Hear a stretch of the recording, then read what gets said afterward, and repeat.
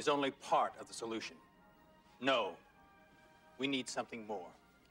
We need a 24-hour-a-day police officer.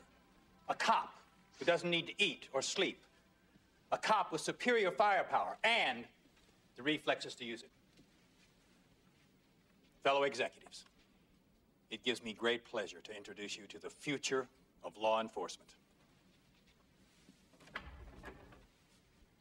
To never have sunlight on your face. You were content to let me shine. That's your way.